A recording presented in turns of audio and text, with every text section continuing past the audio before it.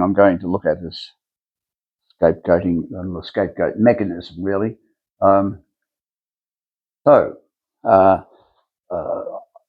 Human nature, when it's seeking power, wants to either play the victim or create victims of others. Tends to be power over rather than power with. Seeking power, play the victim, or create others. And so the original thing from Leviticus, then Aaron shall lay both his hands on the head of the live goat and confess over it all the iniquities of the Israelites and all their transgressions and all their sins, putting them on the head of the goat and sending it away into the wilderness by means of someone designated for the task. So they take it right away from the camp, right out into the salt pans where it's sure to die. The goat shall bear on itself all their iniquities to a barren region, and the goat shall be set free in the wilderness. Interesting, set free. Set free to die. So that's Leviticus 16, and it's interesting to me that it was left to the high priest Aaron. Moses didn't do this. I wonder what his take was on it. But it's something that's happened right through history. You put the sins on someone else, and away they go. But it's not looking at yourself, not looking at the people. Oh yes, yeah.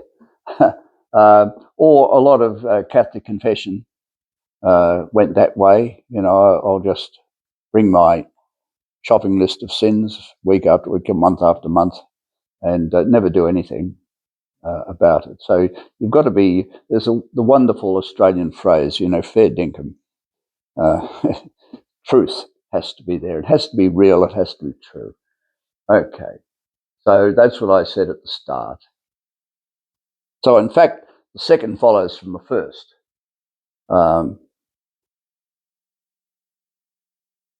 Once we start feeling sorry for ourselves, we'll soon find someone else to blame or accuse or attack, and with impunity. And if the people who are normally attacked, of course, are the weaker ones or the more on the margins, the disadvantaged. It's interesting that one of the famous mottos for a Scottish clan, the Stuarts, was "Nemo me impune lacessit." Nobody impugns me and gets away with it. And of course, they were the clans of the kings, the Scottish kings, the Stuarts. Yeah. So it wasn't the poor ones, wasn't the McDonalds.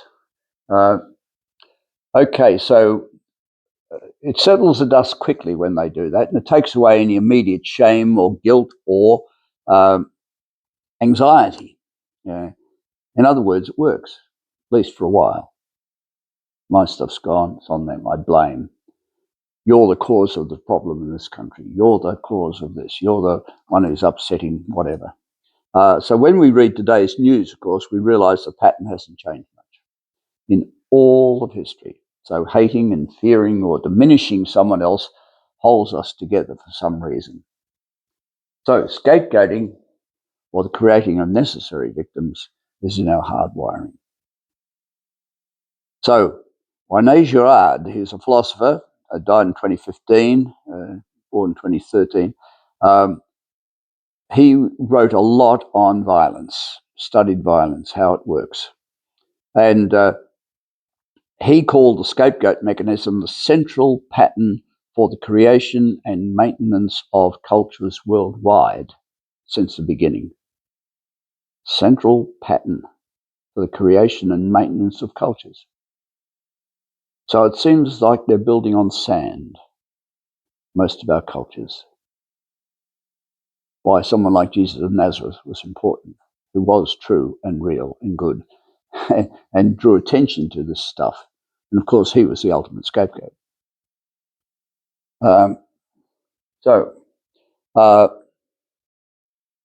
Sequence, without being too clever, we compare, we copy, we compete, we conflict, we conspire, we condemn, and we crucify.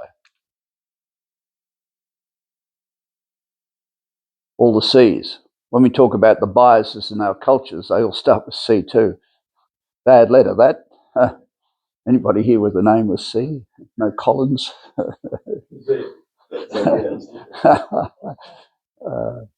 Yeah. Do you think that's fair? Comparing, copying, competing, inflict? Harry, is it in the death of the Kirklow? Yeah. Just bringing all of that. Like it's too hard to read all the stuff. But in Congress, they were blaming each other. Like the Republicans were blaming the Democrats for his death because of their rightness. I can't follow the rationale.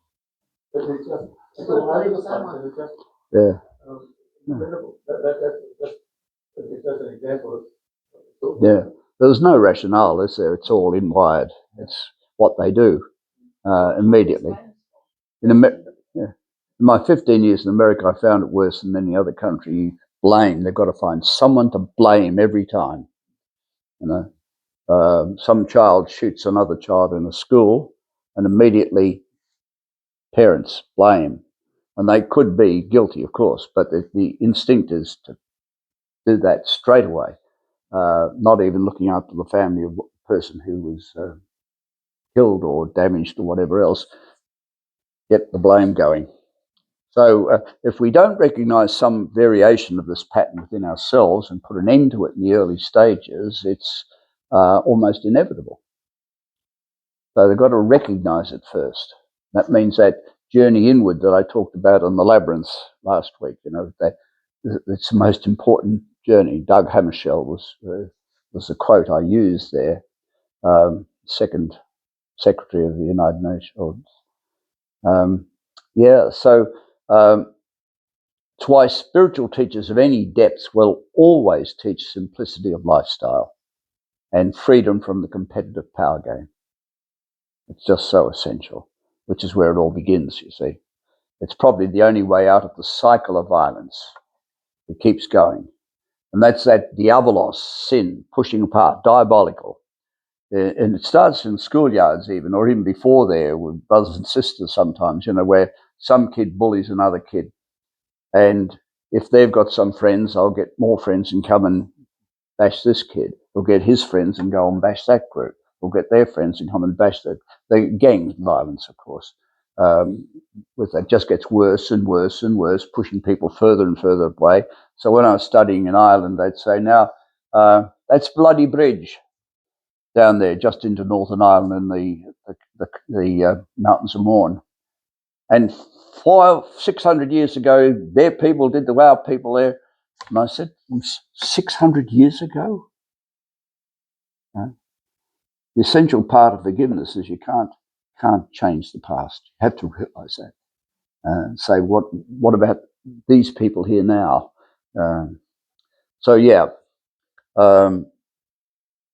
It's hard for us reasonably religious people to hear that the most persistent violence in human history has been sacralized violence.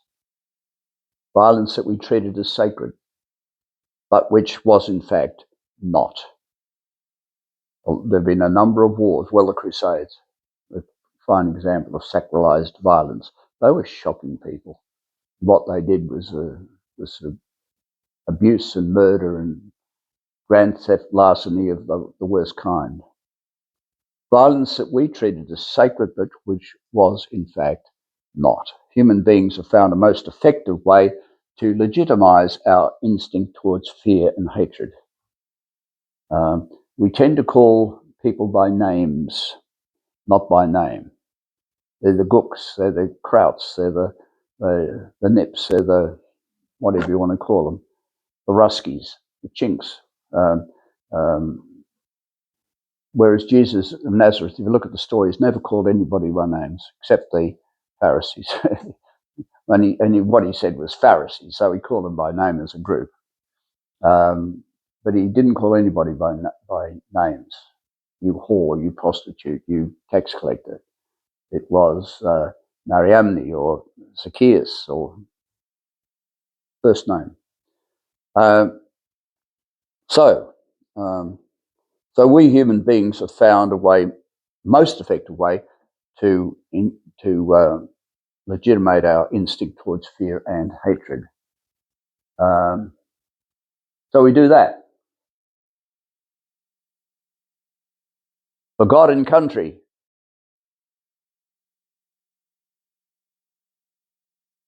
Religion. ISIL waving their flag. It's all about Allah, and Prophet Muhammad's probably turning in his grave at what they're doing. He seemed to be a fairly decent sort of a fella. Truth. Morality. It's a big one. So we burn witches, and things we've done to single mothers over the years, institutions will put them in the way we've treated them. Our children, or love of country, that's a big one.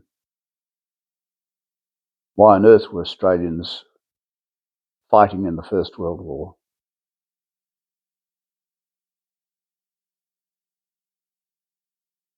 That's a big one. Look at Mother Russia. Oh yeah. Why were we fighting in the Boer War? Well, we considered ourselves Britons, really. But we weren't. Love of country. Yeah. So that takes away all guilt, and that one can even think of oneself as representing the moral high ground, or even being responsible and prudent as a result. It never occurs to most people that they are becoming what they fear and hate. I saw that when I was studying in Jerusalem, when the Israeli police rushed up onto the platform of the mosque and were pushing and shoving and hitting with sticks these elderly Arab Muslims, forcing them off for some reason or other. And I thought that's Nazism. It really was harsh. And then some other experiences I had with similar sorts of things where people were being treated very badly, and you wonder why the Israelis would be surprised that they go and join up with the oppositional groups and turn to violence. They're doing it themselves, and they're not aware of it in any way, shape or form. So Holy Week is a good week when you look at the days leading up to Jesus' passion, death and resurrection. And so as long as we deal with the real meaning of evil and sin by some means other than forgiveness and healing, we will keep projecting and fearing and attacking it over there. That's the scapegoating. Instead of gazing on it within ourselves and weeping over it. The lament in the Psalms, it starts right back there, and King David was aware of this. We do need to lament our stuff and gaze within it, but use that then to change us, to realize, to open our minds and hearts to it. And the longer we contemplate the cross, the more we recognize our own complicity in and profits made from the sins of others. Jesus on the cross held the contradictions. He didn't demand that the tower be cut out of the field. He didn't condemn sinners. Even those who are condemning him, scapegoating him, forgive them, Father. They're just not awake. They're not seeing. And his mission, I came to restore sight to the blind. But the blind, he held, all of that he held, which shows, something about scapegoating, and I'll talk a bit later. So the three new simultaneous seeings. First of it, and that Hindu prayer, Namaste, I see the God in you, and the God in me greets the God in you. This whole idea in Christianity of the soul being the place, and I say not the place where the Holy Spirit resides, but the way in which the Holy Spirit resides within us, the presence of God, who, if we are open and listening, will influence us in good ways. But we have to be open to it and accept it, because God will never take us over. ever push us too far in any way. So I must access that Holy Spirit, that God in myself, and understand that there is a presence. I must experience God in a new way that is much larger, much better than an enforcer, a judge, a condemner. Let Zeus throw the thunderbolts, because the God of Jesus of Nazareth never will. So that's, I've said before, I think I said last week actually, I must experience God in a new way. I must become a mystic. I must understand where I'm being touched by God. Realize it, because we are all touched by God. And it might be just a little thing. Even you come out into a day like today and go, and you experience the spiritual in the physical. Jesus with the physical and the spiritual are one. They're one. Father and I are one. That includes you, because we're beings, which I've spoken about a lot before. So that is a whole new world. So you want to go 3D, you get the dimensions of the presence, that we are not just thinkers. We're thinkers and feelers, and we've got gut responses. And those three things, when you pay attention to them in people, then you can recognize their prejudices, you can recognize stuff, but you never condemn. You always are trying to find a way to, in the forgiveness, to become one, to lift them out of that, to help save them, which is what Jesus of Nazareth said we need to do, because nobody is condemned by God. He wants to save us all, even Putin, even the trumpeter.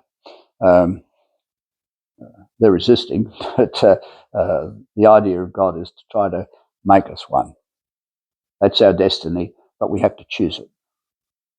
So that whole new world is a different way of thinking. So I said I'm going to use more notes today than usual because of late preparation, my mistake. I ask your pardon for that. So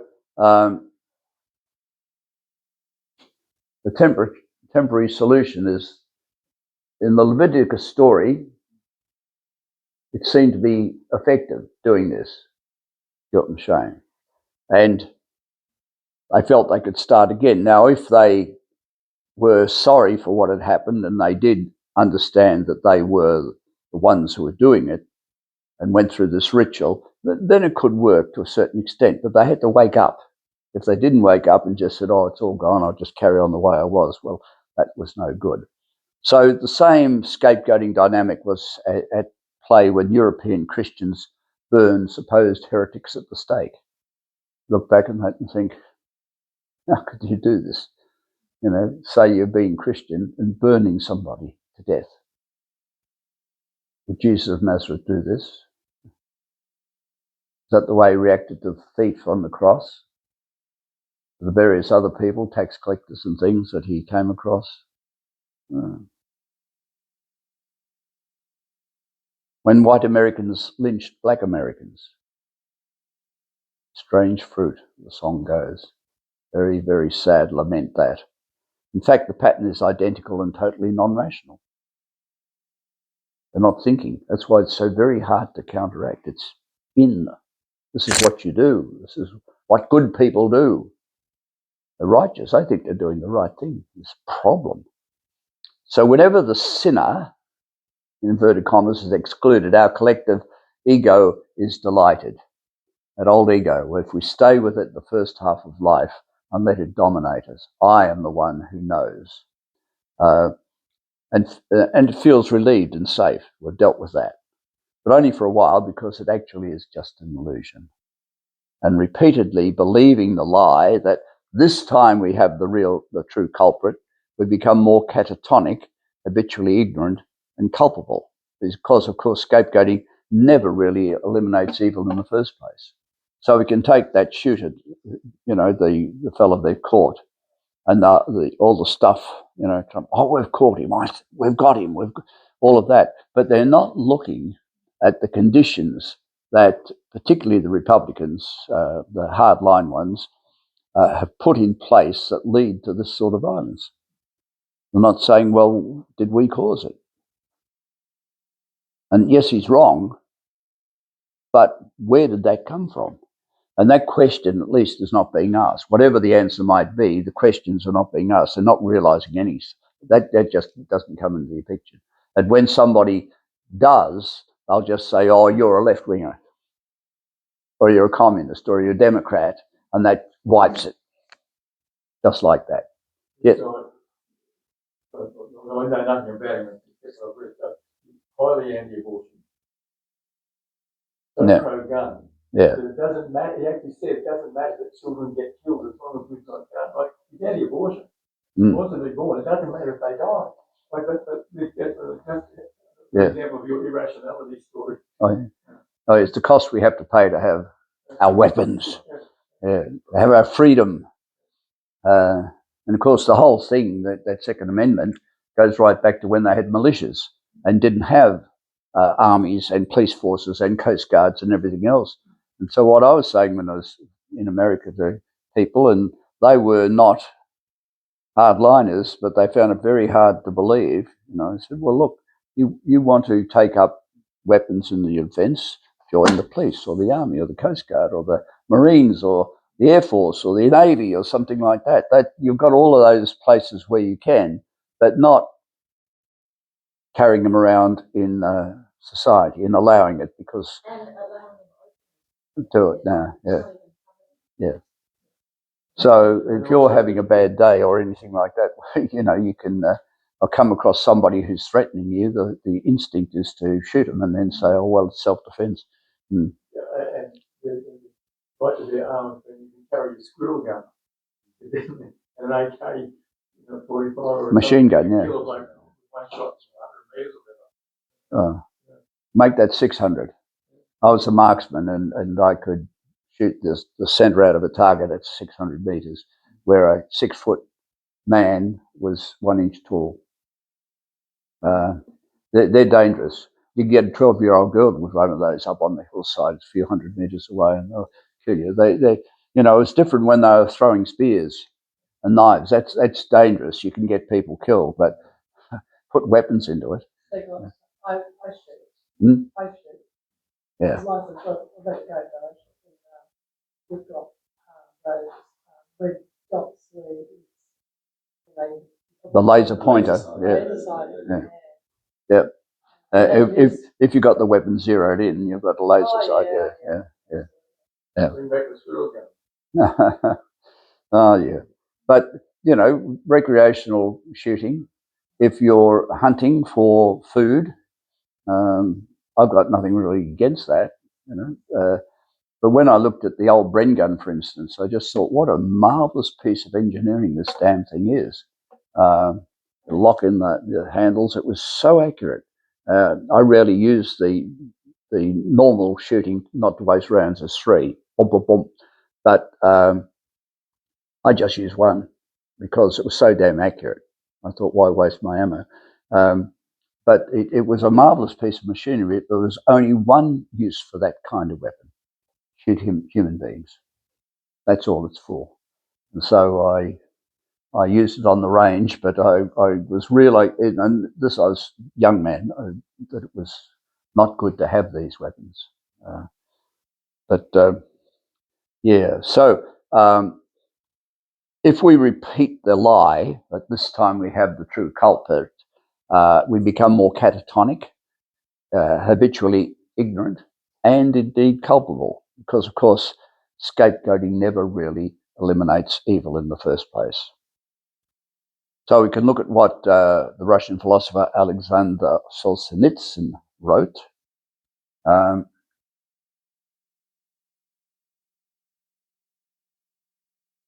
Only there were evil people somewhere insidiously committing evil deeds, and it were necessary only to separate them from the rest of us and destroy them. But the line dividing good and evil cuts through the heart of every human being. Yeah. Putin wouldn't like him.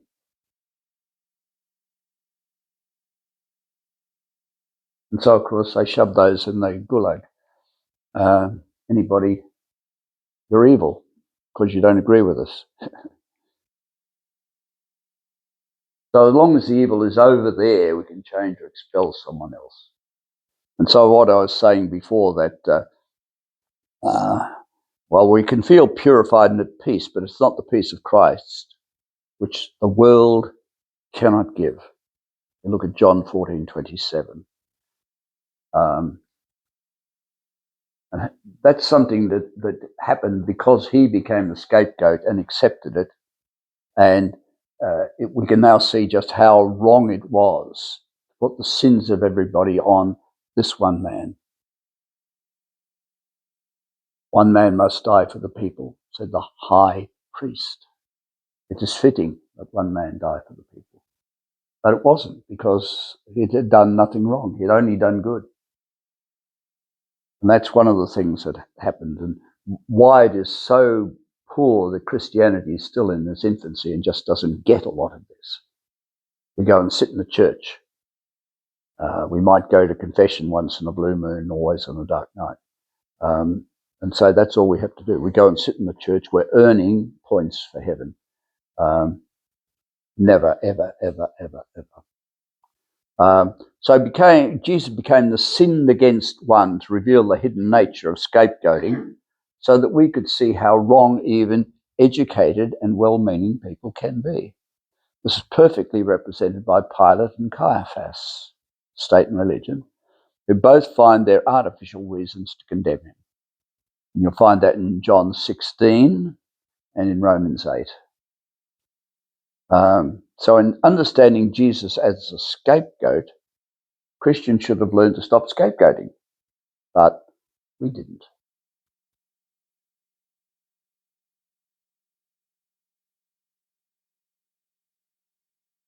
Heretics, people who don't wear, ladies who don't wear hats in church, people who don't eat fish, who eat other stuff other than fish on Friday, from little things up to big things. Priests or bishops who say, why don't we ordain women? You look at it closely, you look at all the things that get said and done for whatever reason. Oh, we're still doing it. Take away a person's livelihood, their job, their whole mission. Like the Bishop of Toowoomba, you're out. What did you say? Why shouldn't we look at this? This is the 21st century. Well, it's the 20th century then. No, can't do it. So it seems as if it's the most effective diversionary tactic possible. It just diverts. You find somebody is debating something important. It'd be better if they were dialoguing rather than debating, because that's immediately adversarial. But on the other hand, guess what happens? But then one of the people says, you F and this and that, and immediately they go on, you swore at me. It's a diversion. The swearing's got nothing to do with the problem. But all the attention goes on that. And we can't pay any attention to you because you dropped the F-bomb. I umpired football, and I tell you what, the only adjective those men knew was the F-bomb. The F and the sniff, I even said to them on the field a couple of times, don't you know any other adjectives? Oh, oh, yeah. So it's a diversionary. History has shown us that authority itself is not a good guide. Authority does this quite so often. Yet for many people, authority soothes their anxiety. Father said it. Bishop said it. Tom said it. Somebody else said it. Soothes the anxiety, relieves their own guide. It leaves their own responsibility to form a mature conscience. On that, on the strong on getting something in an act in religious freedom. Albanese says he does not want it debated. He wants it bipartisan. Because if you start debating it, you will only open up hatred. Yep. You're actually not right on top of the issue. Yeah, yeah. Yeah, it is something that you need to dialogue about and be listening. So that generative listening, generative speaking that we brothers have been looking at in our own order is so essential. You really hear what the person's saying and you value them. You're listening to that full cardia. I haven't talked about that with you, but the way Jesus spoke with people, the word's used 200 times in the scriptures and the Gospels. Jesus listened to the heart, the mind, the gut of the person. He paid attention to the whole person, focused on them, became aware of just who this person was as best they could see from the words, the body language, the situation in life. And then he responded with and the Greek word is the love of a mother for a newborn child. That's how he responded. So that's his way of doing it. But a mature conscience, we don't form ourselves. To actually say, well, I am responsible for me. And that's part of a good ego, is when we realize that I have these gifts and I have this passion, but I don't have those gifts, and I also make mistakes, and I need to pay attention to the whole me, so that whoever I'm presenting is really me and not a persona, not a false self. And the false self is really put out so often. I think a reason a lot of marriages break up is that the two people have never really met. You also have the thing that people do change and circumstances change. Like the first child is a huge change, immense change. But we do need to have a mature conscience. We love to follow someone else and let them take the responsibility. And that's a universal storyline in history and in all cultures. How people could follow Hitler, Mussolini. You can see the lowlifes at the start, but they're speaking, Deutschland über alles, so Germany above all. So yes, bring in the legends of the Valkyries and the other Norse gods, and forget about the fact that, well, we're Christians, we're Catholics, we're Lutherans, we're all of these sorts of things, but these values of the old Norse gods, the violence, all the stuff that goes on in the stories and the legends, it's shocking. So with the mistaken view of God as the punisher in chief that most Christians seem to still hold, we think our own violence is necessary and even good. But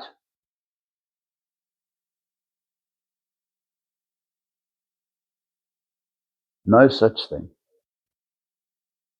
No such thing.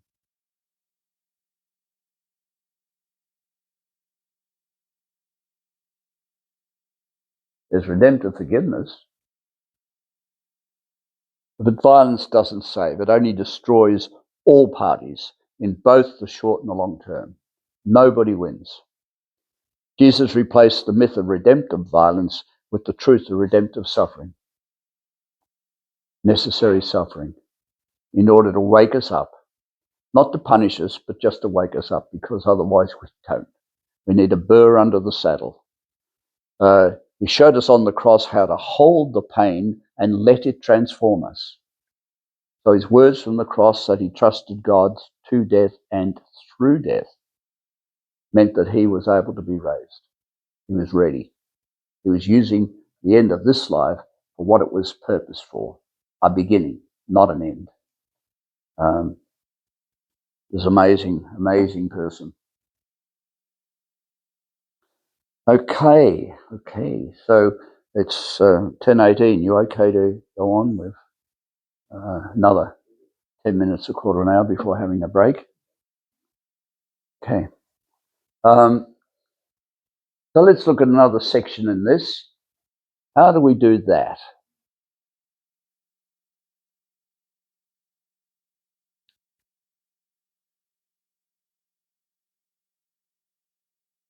So we'll be talking about that a bit, the mystery of the cross. How do you stand against hate? Because you do have to take a stand without becoming hate. How to oppose evil without succumbing to evil. And there's some ladies who got this. When I was training as a spiritual director, we studied Etty Hillesum, who was a Dutch Protestant lass, still a young woman, vibrant young woman, very much in the times, a woman of the times. And she was Jewish, so of course she was, as soon as the Germans took over Holland, they shoved her in a concentration camp and eventually murdered her in 1943.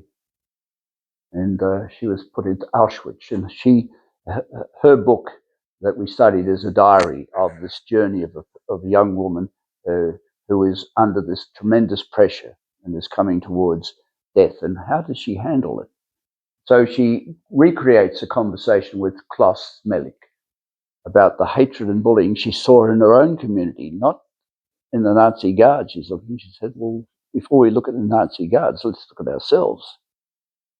Really very, very, very mature for a young lady, because there in the early 1940s, she's only 26 or something, yeah. Yeah. So she wrote this. Klaus, all I really wanted to say is this: we have so much work to do on ourselves that we shouldn't even be thinking of hating our so-called enemies. We are hurtful enough to one another as it is.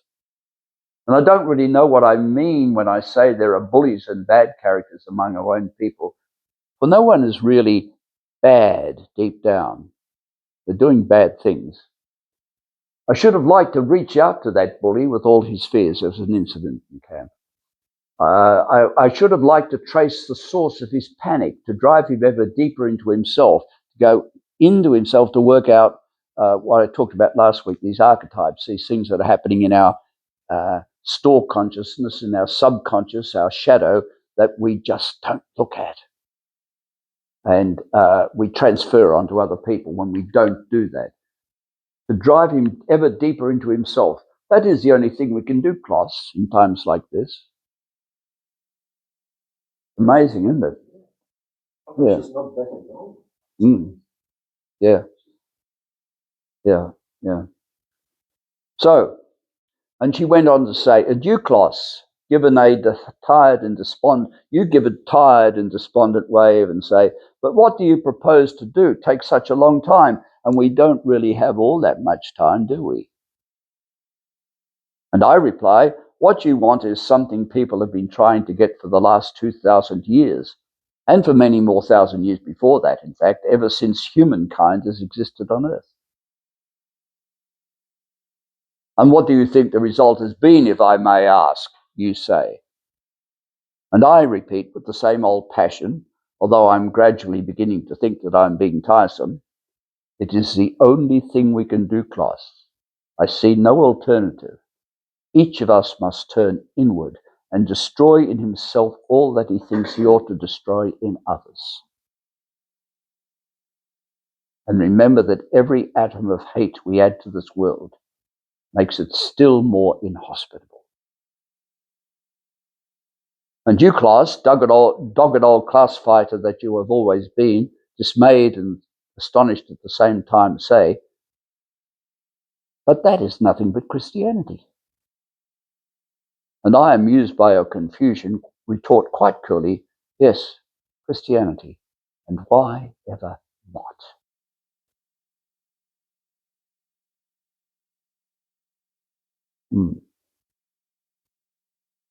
She was in a very real world, that woman. You know, there was no way. A lot of the others didn't, but she saw the reality of things and took away all the pretense and all the other stuff and cut it away. It's a truth of the world's major religions that the goal of God's work, God by any name, I might add, is always healing, reconciliation, and not retributive justice, resurrection, and not death. All the major religions, if you look at them closely, not by their adherents, but by what actually is the core belief. It's just so important to understand that. Okay. I've got a copy of that book down there.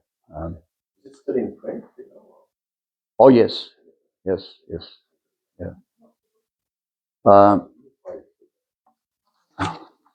It's called Etty Hillesum, An Interrupted Life, The Diaries, 1941 to 43. And the second book that they've used is Letters from Westerbork,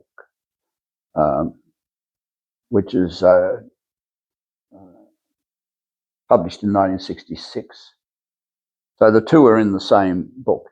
So it's published by Arnold J. Pobrams, Henry Holton Company in 1996. So An Interrupted Life, The Diaries, 1941-43, and Letters from Westerbork, Westerbork. I'll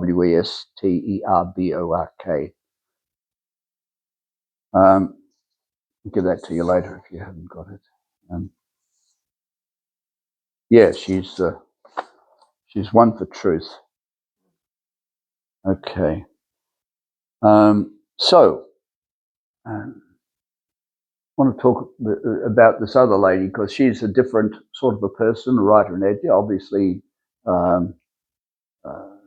African American there, and she talks about what do I do?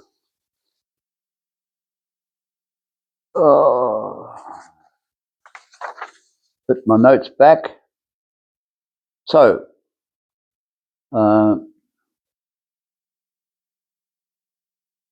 Felicia says that, and we've talked about that enough, I think, to realise it. So this lady actually is somebody who realises it, and she's from a group that has been scapegoated, of course, for hundreds of years. And so they understand this very clearly.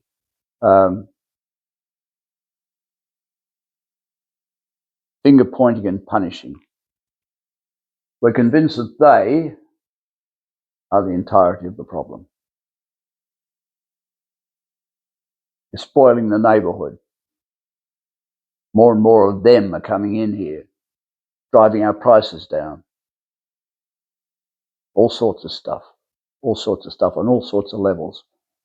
So it takes great spiritual and psychological maturity to recognise and break the cycle. Felicia Morrill shares her own desire to walk a new and courageous path as an African American woman.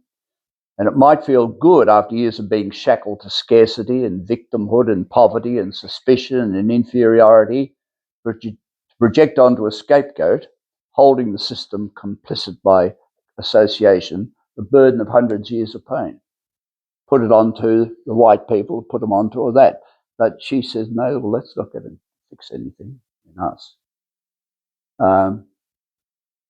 In St. Louis, black man walking down the street, and it's fairly segregated by race still in St. Louis, and a car passing by, the windows wound down.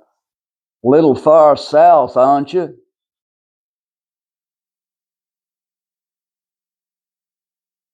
In other words, you better get out of this area because you could be assaulted. So it's from stuff like that, but those pinpricks go on. You walk into a store if you're an African American, and the white people behind the counters and around the store, they'll have important things to do, including talking to each other, but they won't bother with you. White man dressed in a suit comes in. Oh, sir, what can we do for you? Immediately. In a music store, somebody will walk around behind you because the assumption is you're going to steal stuff. So it's like water on a rock. But it cuts deeply because it's all constraining their life. Cassie explained later, Muhammad Ali, I've heard this story from him. He won the world into the Olympic medal and all that. And he goes in and went into a cafe and asked the ladies that we don't serve Negroes. No, I talked to the manager, and they said, if you don't serve Negroes, that's all right, I don't eat them.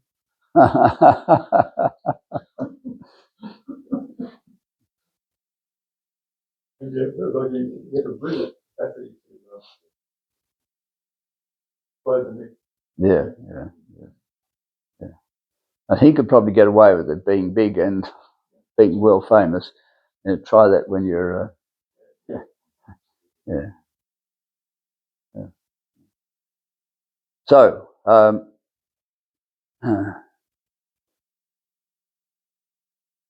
so you need to have maturity to break that sort of thing. So, and it could feel good to sort of do the scapegoating yourself. They're to blame for everything that is us. But the African Americans I knew when we were, and other,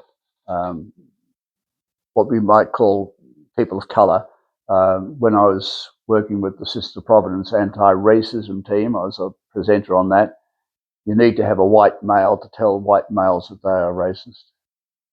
Any woman or any person of colour just can't do it. They're not heard. They're not listened to. They are scapegoated. They're abusing us. You know. So they all said that they're not accepting being victims anymore. They're survivors. Change the whole thing. Being victim is not achieving anything. They'd realise that, these people, but they were only a few. So she wrote, "We feel righteous, we long for someone else to feel what we feel, or at the very least to validate that it's okay for us to feel what we feel. And heavily laden with years and years of collective racial anger, misuse and abuse, we lumber into liminality with all these feelings. Liminality, the place between, we might call a place where it's possible to have contemplative prayer, where the spirit and the material are one. But if you lumber into liminality with all these feelings, these shackles of oppression, you're not going to get anywhere. And there in liminal space, the space of sitting with their truths, the place of mystery, the unknown, the place where, she wrote, we let go of our injured expectations to be seen, to be known, to be welcomed. We offer ourselves what we've longed to have given to us. We offer ourselves what we long to have given to us. We're taking responsibility, not somebody else, us. We acknowledge our feelings, she wrote, the power and depth of each one, giving them space to roll through us, to breathe and take on life. Acknowledge the feelings, to what I was saying last week, these archetypes, these gut reactions, to come up to the surface where they can't do any damage. Acknowledge them. Let them go. And then you're in the stage where you can let your God in and have God speak to you. And that's a whole different thing from prejudice and pain and anger and fear and hatred and all those other things. So different. She wrote, we cry the tears our ancestors could not. We feel the fatigue that they were not allowed to feel. We give in to the vulnerability that would have cost them their lives. Not blaming, not finger pointing, but honest truth-telling of our dehumanizing, painful history. On the threshold between what was and what will be, we unburden ourselves of our fierce, dogged determination to control the outcome of other people's opinion of us, and there the alchemy happens. We live as the people we would like to be, and don't worry about them. And of course, by living a truly good life, a true life, a real life, they then, other people see them really, or have a chance to see them really. They might not, but there's the opportunity. That's all they can do. So,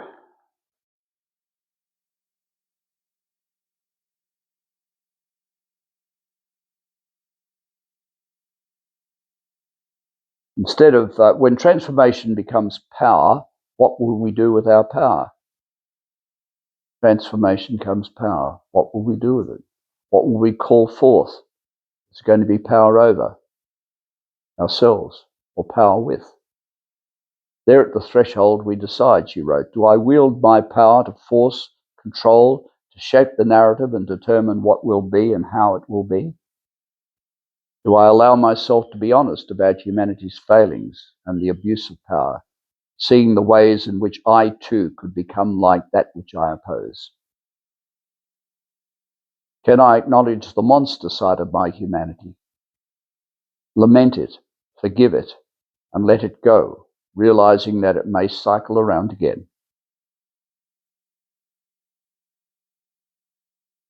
In liminal space, I discover a formlessness that blurs the intersection of diversity and unity, pushing apart and the making one. Sin, diabolos, unity, symbolos, symbol, sacrament, metaphor. This bread is my body, metaphor, symbol, making one, unity. I've mentioned to these people a few times that Jesus' name in his language for God was Allah, which is sacred unity.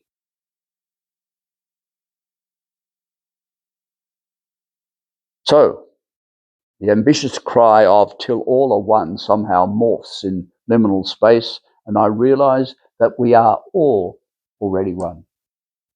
And for those who were with me before when I talked about that lady who walked back and forth across America 7 times for peace in the 1950s, for 27 years she walked 45,000 kilometres. Mildred, white woman, the same thing. She had an experience of God when she was walking along, and she said, I realised that, I didn't have to realise that the flowers and the animals or the people were all one, but she realised, she said, that everything that is, we are one.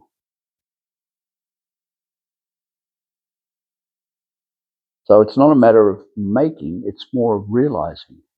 And that's the internal thing that has to happen. So that was Felicia Murrell. She wrote in a magazine called One-ing, which is from the Centre for Action and Contemplation. And the 2 articles were Transition and Liminal Space. So I thought she had something good to say there.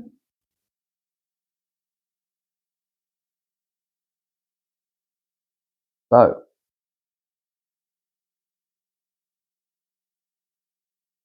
and that was that question I asked before. I think they're important questions.